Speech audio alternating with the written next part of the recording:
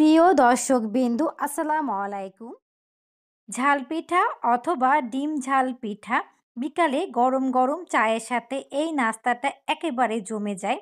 যাদের ডায়াবেটিস আছে তাদের জন্য এই নাস্তা অসাধারণ, যেহেতু ডিম আর সবজি যাচ্ছে, তেমন কোনো রকম চিনির ব্যবহার হয় না।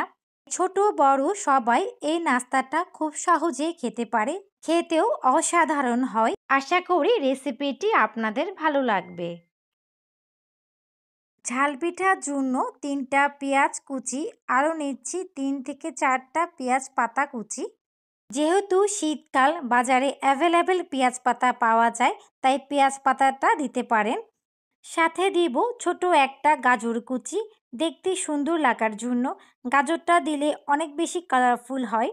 সামান্য পরিমাণে ধনেপাতা আর ৫ থেকে ৬টা কাঁচামরিচ কুচিও দিলাম। ভাজা জিরা টালা, লবণ আর সামান্য পরিমাণে হলুদ দিলাম। ১ চা চামচ দিচ্ছি চিনি। চিনিটা দিলে টেস্টের ভিন্নতা আসে, খেতেও অনেক বেশি ভালো লাগে। ধনেপাতা, গাজর, পেঁয়াজ সব মিহি করে কুচি করেছি।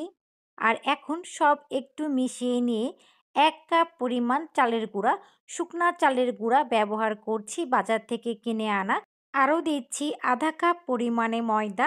এই মেজারমেন্টটা আপনারা অবশ্যই লক্ষ্য করবেন, কারণ ময়দা দিলে পিঠাটা অনেকক্ষণ পর্যন্ত নরম তুলতুলে থাকবে, খেতেও ভালো লাগবে। এবার কুসুম গরম পানি দিচ্ছি। তো প্রথমে ১ কাপ পানি নিয়েছি, সব একসাথে দিব না, একটু একটু করে দিব আর একটু একটু করে মেশাবো। তাহলে বুঝতে সুবিধা হবে কতখানি পানির প্রয়োজন হবে। ময়দা আর চালের গুঁড়ার উপরেও কিন্তু পানিটা ডিপেন্ড করবে। তাছাড়া সবজি থেকেও যথেষ্ট পরিমাণে পানি বের হবে, তাই অল্প অল্প করে পানি দিলে মেজারমেন্টটা করতে ইজি হবে আর ব্যাটারটা একেবারে পারফেক্ট হবে। এখানে আমার মোট পানি লেগেছে ১ কাপের একটু বেশি, মানে সোয়া ১ কাপের মতো পানি লেগেছে। আর এখন ভালো করে মিশিয়েই সামান্য একটু পরিমাণে বেকিং সোডা দিচ্ছি। ২টা ডিম দিয়ে এবার সব মিশিয়ে নিচ্ছি। বেকিং সোডার পরিবর্তে বেকিং পাউডারও কিন্তু ব্যবহার করা যেতে পারে। ১ ঘন্টা রেস্টে যদি এই ব্যাটারটা রাখা যায়, তাহলে কোনো রকম বেকিং সোডা ছাড়াই পিঠার ব্যাটারটা অনেকখানি ফুলে যাবে।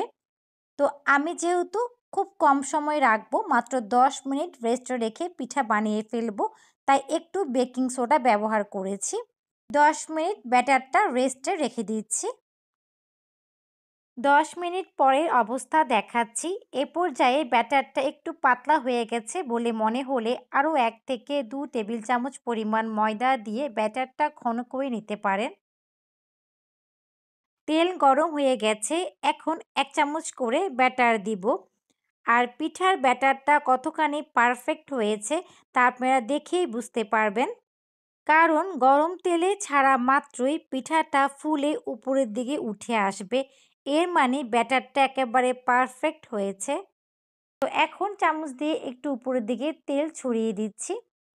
২টা পাশেই সমান করে ভেজে ভালো করে তেল ছেঁকে চুলা থেকে নামিয়ে নিব। আর এভাবে করে একটা একটা করে প্রত্যেকটা ভেজে নিব। আর অবশ্যই ভালো করে তেলটা ছেঁকে নিতে হবে। খুবই পছন্দের একটা রেসিপি আজকে আমি আপনাদের সাথে শেয়ার করলাম। বাসায় ট্রাই করবেন।